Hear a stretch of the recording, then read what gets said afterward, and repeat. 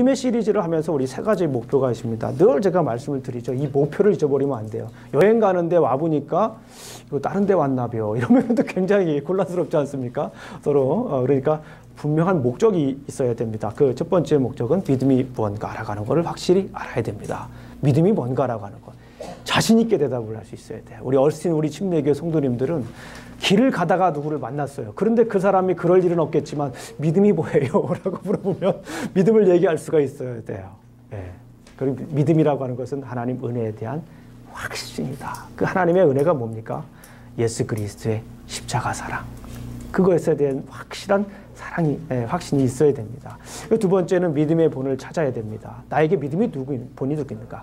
물론 우리 아버지가 나의 믿음의 본이 될 수가 있고 어머니가 나의 믿음의 본이 될 수가 있습니다. 정말 바람직한 현상이에요. 그러나 성경에서 내 믿음의 본은 누구인가? 한 분을 딱 잡아야 돼요. 한 분 이상을 잡아야 돼요. 그리고 그분의 믿음을 계속해서 우리가 카피해야 돼요. 연구해야 돼요. 따라가야 돼요. 힘들고 어려웠을 때 성경을 보면서 이분은 이 어려웠을 때 어떻게 했는가 자꾸 성경을 읽으면서 알고 깨닫고 그리고 따라해야 돼요. 이게 신앙생활인 거예요. 이게 신앙생활이에요. 성경을 읽어가면서 성경 속에서 말씀하시는 그 의미를 깨닫고 살아가는 게 그게 신앙생활인 거예요. 살다 보면은 참 그냥 무너질 때도 있지 않습니까? 예. 뭐 누가 뭐라고 하지도 않았어요. 그냥 지나가는데 자 스스로 무너지는 경우도 있어요. 예. 그럴 때 우리가 믿음의 본을 찾고 그분은 어떻게 했는가 한번 연구를 해봐야 돼요. 생각을 해봐야 돼요. 그리고 따라해야 됩니다. 그리고 마지막으로는 우리 믿음 시리즈의 영원한 결론입니다. 변치 않는 결론. 예수님을 바라봐야 된다라고 하는 거예요. 결국에는 예수님을 바라봐야 돼요. 결국에는 세상에 뭐 예수님을 보지 못하게 하는 그 방해 요소들이 얼마나 많습니까? 그리고 눈이 그냥 저절로 가는 것이 얼마나 많이 있습니까? 이 젊은 날에 특별히. 얼마나 많은 것들이 있어요. 유혹하는 것들이 얼마나 많이 있습니까? 곁눈질하기 쉬운 것들이 얼마나 많습니까? 그럼에도 불구하고 믿음 시리즈를 하면서 젊었을 때부터 어렸을 때부터 예수님을 바라보는 그 훈련을 우리가 해야 됩니다. 이것이 이제 세 가지 목표입니다. 지난주 말씀 잠깐 복습해 볼게요. 지난주는 19번째죠. 기드온이었습니다. 기드온의 믿음. 기드온의 믿음을 우리가 살펴보았는데 기드온의 인생의 키워드가 뭐였죠? 우리가 지난주에 성경을 보기 전에는 기드온 하면 막 굉장히 하나님 앞에 귀하게 쓰임받은 사람으로 우리가 생각을 했는데 아마 가만히 이렇게 성경을 꼼꼼하게 보니까 기드온의 인생의 키워드는 우리가 생각하는 거하고는 조금 달랐어요. 그죠? 의심이었습니다. 의심하는 거예요. 의심하는 거. 어떤 분은 이런 질문을 할 수 있어요. 아니 목사님 의심하는 사람이 어떻게 믿음의 전당에 올라갔죠? 라고 물어보는 분이 있는데 저는 가만히 생각해 보니까 왜 이렇게 친숙한지 모르겠어요. 저한테. 그리고 막 용기가 돼요. 오히려 더 용기가 됩니다. 딴 얘기하는 것 같지 않고 막 커다란 믿음, 모세의 믿음은 홍해를 어떻게 건너죠? 지금 홍해도 없는데 배로 건너면 되는데 그런 생각을 할 수 있는데 그 기드온의 그 믿음을 보니까 이렇게 좀 제 모습을 보는 듯한 느낌이 솔직히 들었어요. 이 의심도 좀 가끔 하고. 아니 목사님도 의심하세요? 네 합니다. 가끔 해요. 네 그런 제 모습을 보는 듯한 느낌이 들어서 왜 이렇게 친근감이 있는지 몰랐어요. 근데 오늘은 또 다른 인물들을 소개할 것입니다. 다른 인물이죠. 역시 사사입니다. 여러분들에게 약간 생소한 분일 수가 있어요. 그분은 이 바락이라고 하는 사람이에요. 이름은 어디선가 많이 들어본 듯한 이름인데 그분이 사사였는가라고 물어보면 또 이 성경에 나오는 사람입니까? 사사입니까? 라고 그러면 또 이렇게 좀 생각하시는 분들이 있습니다. 이 바락이라고 하는 사람이에요. 이 바락이라고 하는 사람의 인생을 한번 성경을 통해서 한번 봤어요. 근데 이분의 인생의 키워드는 소심입니다. 기드온은 의심, 바락은 소심입니다. 물론 다른 사람은 다르게 생각할 수도 있는데 제가 성경을 연구하고 여러 번 읽고 또 묵상했을 때 저에게 깨달은 말씀이 소심인 것 같습니다. 이 소심이라고 하면은 어떤 의미이죠? 여러분 잘 아시죠? 소심이 뭡니까? 겁이 많거나 지나치게 조심합니다. 혹시 이 중에 소심한 분 계세요? 손 들어보세요. 저도 약간 소심해요. 저도 겁이 많아요. 저도 겁이 많고 저도 지나치게 조심하지는 않지만 굉장히 조심성이 많습니다. 그래서 그래도 실수하지만 겁두제가 많아요, 굉장히. 안 그런 것처럼 보이나요? 예, 겉으로 드러나는 이미지는 안 그럴 수 있지만 속으로는 저도 굉장히 소심해요. 그래서 저도 오늘 이 그 바락이라고 하는 분의 그 신앙을 보면서 왜 또 이렇게 친근한지. 남 얘기하는 것 같지 않고 제 얘기하는 것 같아서 또 제가 또 은혜를 많이 받았어요. 네. 표정은 다들 소심하지 않다는 듯한 표정으로 저를 쳐다보시는 것 같아요. 그래서 좋습니다. 네. 그리고 자, 그럼 여쭤보겠습니다. 소심하십니까? 영어로 제가 한번 물어볼게요. Are you chicken-hearted person? 표현이 재밌죠. 한국말로 번역하면 굳이 번역하면 새가슴이십니까? 뭐 그 뜻이에요. 새가슴이시라고 하는 말이 뭐예요? 이게 좀 이게 겁쟁이들 한국에서도 새가슴이라고 그러잖아요. 근데 굉장히 제가 한번 소심이라고 하는 단어를 이렇게 찾아보니까 chicken-hearted person이라고 이렇게 나왔어요. 그래서 굉장히 표현이 멋있다. 혹시 새가슴이신 분 있어요? 술을 드시는 분들 계시는군요.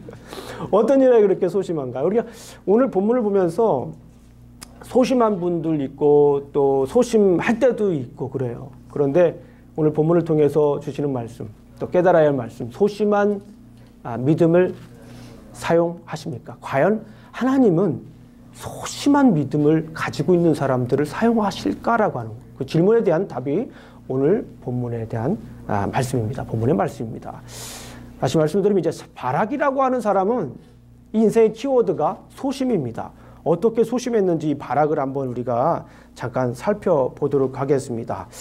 객관적으로 보게 되면 어떻게 생각했을 때 이 바락이라고 하는 사람도 믿음의 전당에 헌액될 만큼 그런 믿음은 아니었던 것 같아요. 이스라엘은 20년 동안 하솔 왕 야빈과 그의 장군 시스라에 의해 심한 억압을 받고 있을 때, 그들이 억압을 받고 있을 때 이스라엘 백성들이 하나님께 이제 부르짖습니다. 잠깐 한번 저를 보시면 사사기를 읽어보게 되면 사사기를 읽는데 가장 중요한 것 중에 하나가 뭐냐면 사사기에는 이 패턴이 있어요. 사사들이라고 하는 사람들의 패턴이 있어요. 사사는 쉽게 말씀드리면 리더예요. 평상시에 리더, 재판도 하고요. 전쟁 때는 전쟁의 리더입니다. 리더예요. 하나님의 사람이 리더입니다. 근데 이 사사기 전반적인 배경을 보게 되면 이스라엘 백성들이 그냥 하나님 앞에 그 죄를 범해요. 죄를 범하면 하나님께서 벌하십니다. 반드시 벌하십니다. 죄를 짓는데 벌하지 않는다. 굉장히 심각한 거예요. 내가 죄 가운데 막 즐기고 있는데 하나님이 벌을 하시지 않아. 그것이 굉장히 심각한 겁니다. 예. 어쨌거나 이스라엘 백성들이 죄를 범할 때 하나님께서 벌을 합니다. 벌을 하면은 또 이스라엘 백성들이 부르짖어요. 이게 패턴이에요. 죄 짓고 심판하고 부르짖고, 부르짖으면 어떻게 합니까? 하나님께서 이 사사 시대였으니까 사사들을 보내줘요. 사사들을 보내줘서 이스라엘 백성들을 구원합니다. 이스라엘 백성들 구원하고 다시 평화가 생겨요. 그죠? 평화가 생기면 어떻게 할까요? 사람들은 보통 마음이 평안해요. 굉장히 평안하면 평화로다. 날마다 붕이하죠. 평화로우면 또 죄를 짓는 게 사람인 것 같아요. 그래서 또 사람들이 죄를 지어요. 그리고 또 하나님 벌을 하고 또 뭐 하죠? 또 하나님 부르짖으면 또 하나님 사사를 이게 계속해서 사사기에는 패턴이 있어요. 그런데 이 패턴이 어떻게 되냐면 이 동그라미처럼 계속 이렇게 돌고 있어요. 그래서 저는 이 사사기를 저 나름대로 표현을 이렇게 또 신학이라고, 또 이스라엘 백성들이 또 죄를 범하는 거예요. 또 신학. 근데 이렇게 뱅뱅 도는데 자 가만히 평면도를 보게 되면 이렇게 내려와요. downward spiral, 하강 구조라고 해요. 밑으로 내려갈수록 사람들이 죄를 지으면서 뭐예요? 밑으로 나락으로 내려가는 거예요. 최악이죠. 죄를 반복적으로 지으면서 밑으로 내려가. 그 나중에는 하나님께 부르짖지도 않아요. 이 사람의 습성인 것 같아요. 계속 죄를 지면 어떻게 됩니까? 나락으로 떨어지는데 나중에는 그 죄가 더 심각해져서 감각이 없어지는 거예요. 감각이. 죄에 대한 감각이 없어. 하나님에 대한 감각은 둘째치고라도 죄에 대한 감각이 없어지는 거예요. 나락으로 찢어지게 되는 거예요. 이스라엘 백성들이 지금 그런 상황이에요. 4장 1절을 우리가 한번 읽어보겠습니다. 사사기 4장 1절 한번 펴보세요. 오늘은 사사기 4장을 계속 많이 볼 거니까 딱 펴놓으세요. 사사기 4장. 자, 설명을 드리겠습니다. 조금씩. 사사기 4장. 구약성경 365페이지. 구약성경 365페이지입니다. 사사기 4장을 펴놓고 한번 보도록 하겠습니다. 사사기 4장을 보겠습니다. 4장 1절. 에훗이 죽으니 이스라엘 자손이 또, 여기다 동그라미를 치셔야 돼요. 그러니까 또 사사가 중에 또 신학이에요. 그냥 계속해서 반복되는 거예요. 여호와의 목전에서 악을 행하니까 이스라엘 백성들이 하나님께서 이스라엘 백성들에게 이방을 통해서 벌합니다. 그게 누구예요? 가나안 왕 야빈의 손에 그들의 파하셨으니 그의 군대 장관은 하로색 학고임에 거주하는 시스라요. 시스라 좀 기억해야 됩니다. 야빈 왕은 철병거 900대가 있어. 그러니까 좀 심각해요. 하나님께서도 다른 때와 좀 다 심판이 좀 달라요. 철병거 900승이다. 그러면 요즘 말로 말하면 탱크 900대보다 더 많은 거예요. 굉장히 큰 화력입니다. 무력입니다. 이 얘기는 뭐냐면 이스라엘 백성이 그만큼 죄를 심하게 범했다라고 볼 수가 있어요. 그래서 이 사람들이 이제 심히 학대를 합니다. 누구를 학대해요? 이스라엘 백성들을 학대합니다. 그러니까 이스라엘 백성들이 3절 후반부에 보니까 여호와께 부르짖습니다. 여호와께 부르짖으니까 어떻게 합니까? 하나님께서 이스라엘 백성들에게 이제 또 다른 사사를 보내주십니다. 자, 우리 한번 4장 3절을 보니까 부르짖습니다. 여러분들 공경에 처했을 때 어떤 일을 하세요? 공경에 어려움에 처했을 때 어떤 일을 하세요? 사실은 어려움이 딱 처하면은 우리가 막 첫 번째 드는 생각이 하나님께 부르짖어야겠다라고 하는 그런 생각보다는 왜 막 이런 일이 나에게 일어날까? 막 신세 타령하고 팔자 타령하고 왜 내가 그럴까? 막 이런 생각들을 많이 하시는 분이 보통 우리 일상이에요. 그리고 하나님께 가기보다는 사람에게 찾아가죠. 실질적으로 도움을 줄 수 있는 분들을 찾아가는 게 우리의 삶이에요. 그런데 성경을 보니까 이스라엘 백성들이 어려움이 있을 때 어떻게 했습니까? 부르짖었어요. 하나님께 부르짖었습니다. 하나님께 부르짖지 않으면 어려움이 생깁니다. 그럼 그건 거의 100%예요. 하나님께 부르짖지 않으면 누구에게 부르짖습니까? 옆에 있는 분들에게 큰 소리를 지르죠. 부르짖지 않으면 큰 소리를 지릅니다. 그러니까 옆에 있는 사람도 힘든 거예요. 따라해 보겠습니다. 부르짖지 않으면 서로 힘들다. 옆에 사람도 서로 힘든 거예요. 부르짖지 않으면. 그런데 중요한 건 뭐냐면 앞으로 그런 일 우리가 했으면 좋겠어요. 어려운 일이 있으면 그냥 부르짖으세요. 골방에 가서 그냥 부르짖으세요. 남 탓할 거 없고 누구 찾아갈 거 없어요. 아니 부르짖고 찾아가도 돼요. 그렇잖아요. 그러니까 어려운 일이 딱 생기면 그냥 부르짖으세요. 이스라엘 백성들처럼. 부르짖으면 하나님께서 응답해 주실 줄로 믿습니다. 이스라엘 백성들이 하나님께 부르짖으니까 하나님께서 이스라엘 백성들에게 이제 사사를 보내주십니다. 그 사사 이름이 바로 이제 바락이라고 하는 사람이에요. 우리 한번 사사기 4장 6절부터 7절까지 사사기 4장 Judges chapter 4 verses 6 to 7을 우리가 한번 읽어보도록 하겠습니다. 천천히 한번 읽어봅니다. 시작. 드보라가 사람을 보내어 아비노암의 아들 바락을 납달리 게데스에서 불러다가 그에게 이르되 이스라엘의 하나님 여호와께서 이같이 명령하지 아니하였느냐 너는 납달리 자손과 스불론 자손 10,000명을 거느리고 다볼산으로 가라 내가 야빈의 군대 장관 시스라와 그의 병거들과 그의 무리를 기손 왕가로 이끌어 내게 이르게 하고 그를 내 손에 넘겨주리라 하셨느니라. 자, 이렇게 드보라가 사람을 보내어서 누구에게 얘기를 합니까? 바락에게 얘기를 해요. 바락은 쉽게 말씀드리면 여기서 소명을 받는 거예요. 근데 이 바락이라고 하는 사람은 소심한 리더입니다. 소심한 리더예요. 자, 드보라라고 하는 여사사가 당시 있었는데 이 여사사를 통해서 하나님께서 너와 함께 싸우겠다라고 이제 얘기를 부르는 거예요. 이 바락에게 하나님께서 너를 택했다 이렇게. 만약에 우리 성도님께 누가 천사가 찾아와서 내가 너를 택했다라고 부르면 여러분 뭐라고 했어요? 할렐루야, 제가 여기 있습니다. 저를 사용하여 주시옵소서라고 우리가 대답할 거예요. 제가 볼 때 대부분 다 그럴 것 같아요. 얼굴 표정 보니까. 그런데 이 바락이라고 하는 사람은 여기에서 이 8절을 한번 읽어보겠습니다. 이 소명에 이 소심해게요. 이 소심해. 참 우리 한번 읽어보겠습니다. 좀 답답해요. 우리 한번 8절 읽어보겠습니다. 시작. 바락이 그에게 이르되 만일 당신이 나와 함께 가면 내가 가겠거니와 만일 당신이 나와 함께 가지 아니하면 나도 가지 아니하겠노라 하니. 자, 여기 여사사 드보라에게 지금 하는 말이에요. 그러니까 뭐예요? 당신이 가면 날 가고 당신이 안 가면 나 안 간대. 여러분들 이런 지도자하고 함께 생활하기 원하십니까? 이거 좀 소심한 거예요. 제가 볼 때는 소심해. 그리고 약간 말하면 겁쟁이에요. 겁쟁이. 사사 드보라가 함께 가면 가고 사사 드보라가 함께 안 가면 안 간다라고 하는 거예요. 여기에서. 그래서 이 바락이라고 하는 사람은 소심한 사람이라고 볼 수가 있습니다. 그리고 우리가 10절을 한번 읽어보겠습니다. 10절 한번 보겠습니다. 시작. 바락이 스불론과 납달리를 게데스로 부르니 만 명이 그를 따라 올라가고 드보라도 그와 함께 올라가니라. 결국에는 소심하지만 그럼에도 불구하고 드보라가 가니까 가게 되는 거예요. 약간 소심합니다. 예, 리더긴 리더하지만 소심한 그런 리더라고 하는 것을 우리가 볼 수가 있습니다. 그러니까 스스로 이 소심한 리더일 뿐만 아니라 또 소심한 사역을 우리가 하는 것을 볼 수가 있습니다. 자, 그래서 이제 드보라가 가니까 결국에는 드보라를 따라서 가게 되는 그런 모습을 보게 됩니다.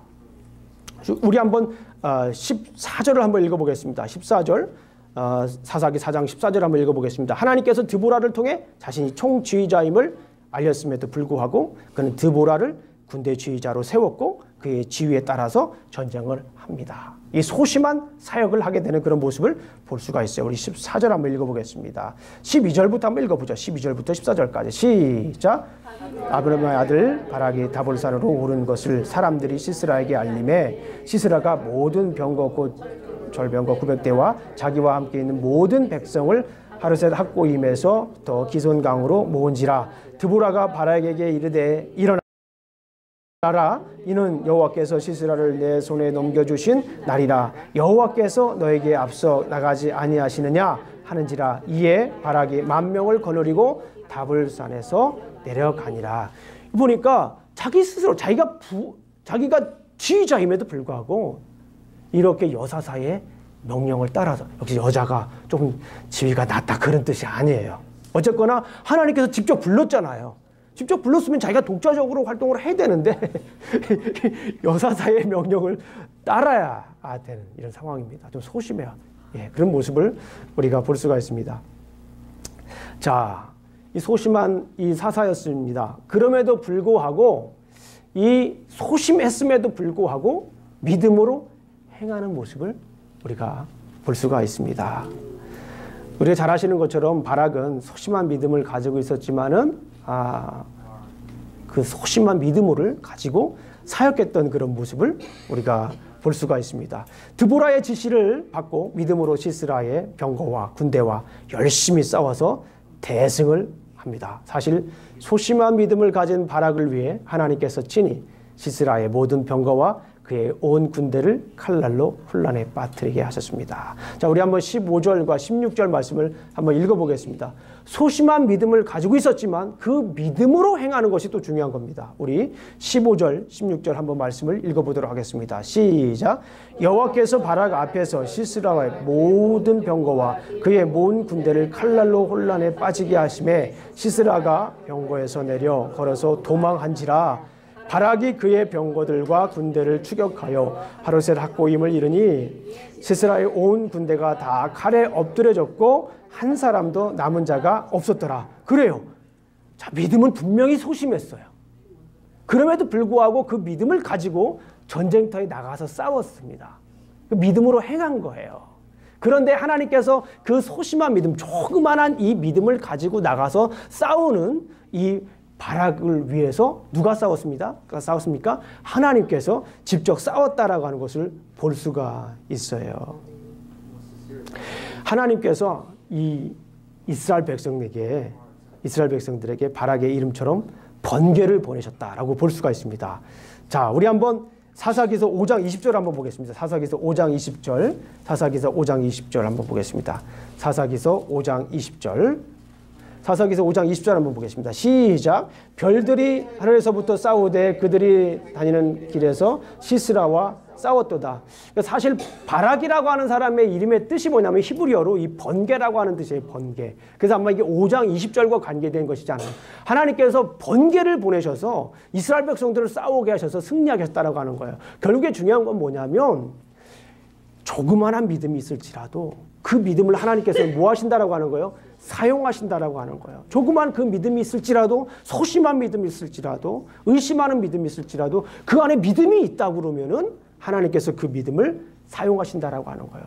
누가 그 믿음을 사용하시냐는 거예요? 하나님께서 직접 사용하시는 거예요. 하나님께서. 오늘 전쟁에서도 보듯이 하나님께서 그 철병거 900승을 그 진흙탕에 집어넣어가지고 못 움직이게 하잖아요.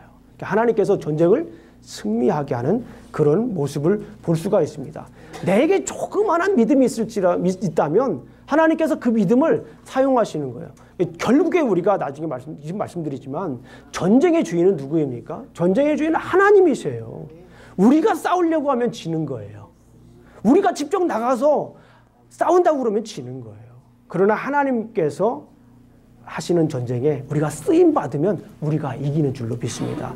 근데 그 쓰임받으려면 어떻게 어떤 사람이 쓰임받습니까? 믿음이 있는 사람이 쓰임받는 거예요. 근데 그 믿음을 보니까, 오늘 말씀을 보니까 그 믿음이 대단한 믿음이 아니어도 하나님께서 그 믿음을 어떻게 하신다라고 하는 거예요? 사용하시는 거예요. 때로는 내가 의심하고, 때로는 내가 겁이 많아가지고 두려워가지고 막 좌절하고 그러잖아요. 그런데 하나님은 내게 조그마한 믿음이 있다고 그러면 그 믿음을 뭐 하신다라고 하는 거예요? 사용하시는 줄로 믿습니다. 하나님께서 그 전쟁을 어떻게 하시는 거예요? 이끌어 가시는 거예요. 하나님의 약속의 말씀대로 그 전쟁을 어떻게 합니까? 이끌어 가시는 거예요. 우리 하나만 더 점검해 보겠습니다. 하나만 더 성경을 보도록 하겠습니다. 우리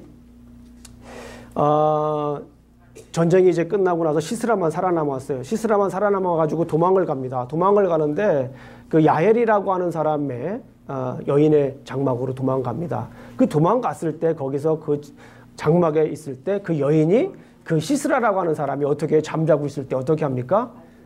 관자놀이 여기에다 뭘 박습니까? 말도 좀 잔인해요. 잔인합니다. 그런데 자고 있는 그 시스라를 야일이라고 하는 여인이 이 관자놀이, 영어로 보니까 템플이더라고요. 여기가 굉장히 중요한가 봐요. 여기가 템플, 여기다가 이 말뚝을 박아가지고 죽게 됩니다.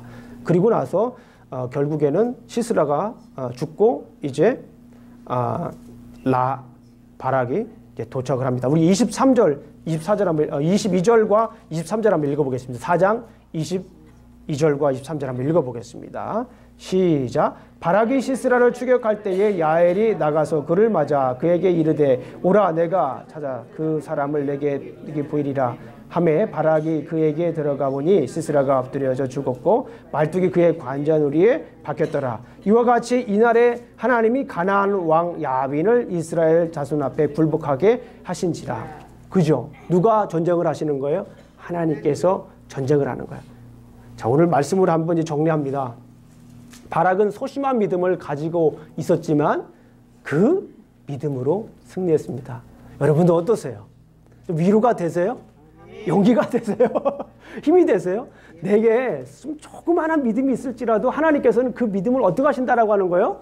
반드시 사용하신다라고 하는 거예요. 주님은 그리스도인의 소심한 믿음이라도 뭐 하신다라고 하는 거예요? 사용하신다라고 하는 거예요.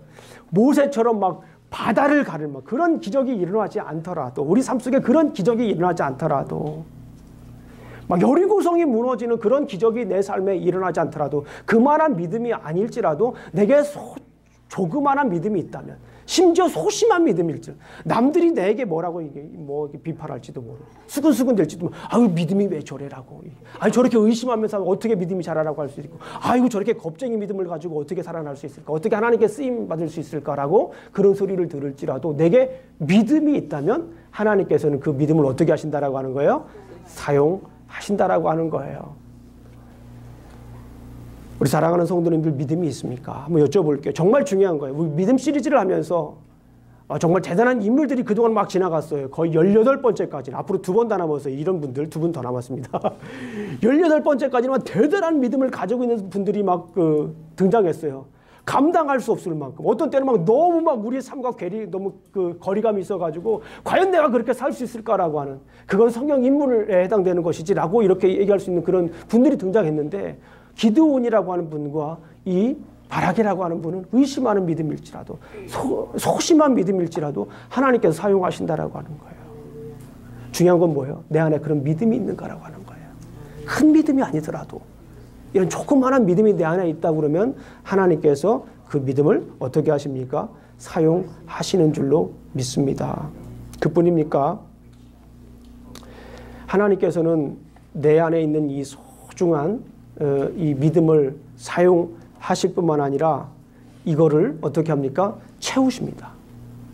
내게 이 조그마한 믿음이 있을지라도 하나님께서는 그 믿음을 어떻게 하십니까?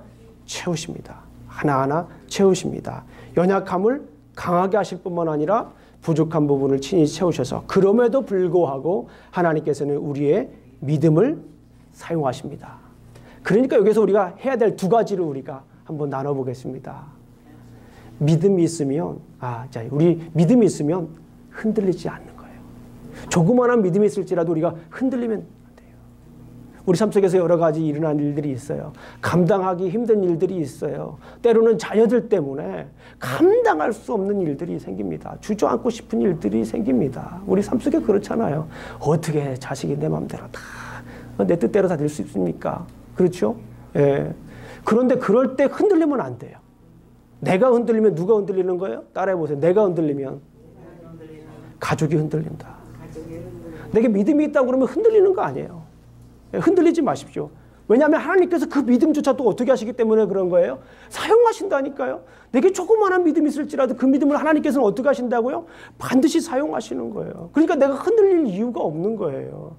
두려워하지 마세요. 염려하지 마세요. 흔들리지 마세요. 내가 교회에 나와서 예배드리고 주님을 주님이라고 부른다면 여러분들 흔들리지 마십시오. 흔들리지 말고 강하고 담대하게 서서 하나님 앞에 나아가시기를 주님의 이름으로 축원합니다. 흔들리지 말아야 돼요.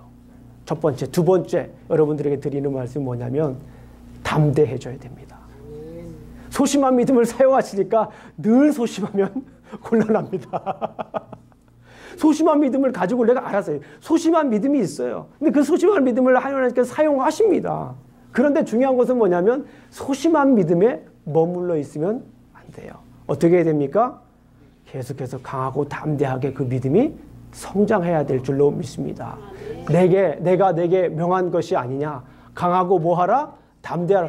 계속 강해야 돼요. 우리는. 자꾸 훈련을 받아가지고 소심한 거에서 머무르는 것이 아니라 점점 강해져야 됩니다. 두려움에 있으면 안 돼요. 계속 강해져야 돼요. 점점 성장해야 됩니다. 하나님께서 말씀하시잖아요. 우리에게 강하고 뭐하라? 담대하라. 두려워 말고 염려하지 말라. 내가 어디로 가든지 내 하나님 여호와가 너와 함께하느니라 하시니라.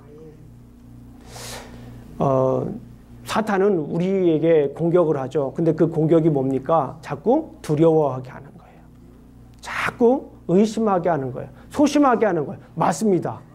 그럼에도 우리가 그러기 때문에 계속 거기에 머물러 있으면 안 돼요. 분명히 하나님께서 그 의심하는 믿음과 소심한 믿음을 사용하시지만 거기에 머물러 있으면 어떻게 돼요? 사탄은 계속 그 의심과 그 소심을 계속해서 뭐 하는 거예요? 공격하는 거예요. 그러니까 쓰러질 가능성이 그만큼 높아지는 거예요. 그러니까 뭐 해야 돼요?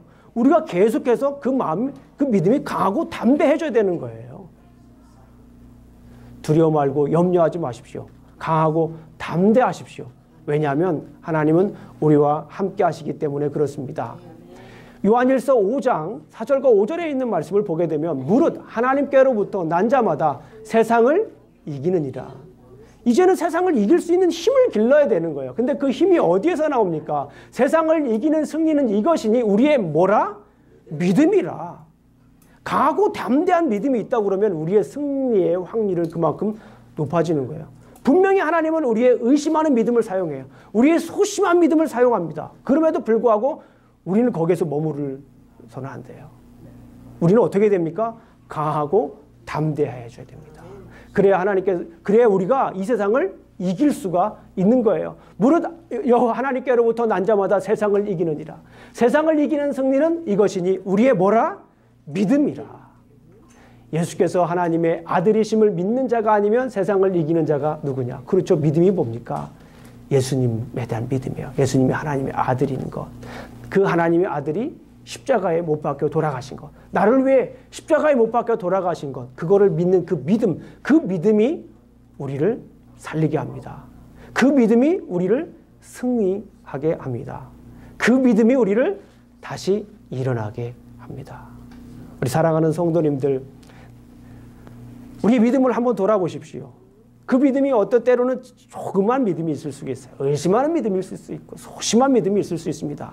그러나 분명한 것은 하나님께서 그 믿음을 반드시 사용하시는 줄로 믿습니다.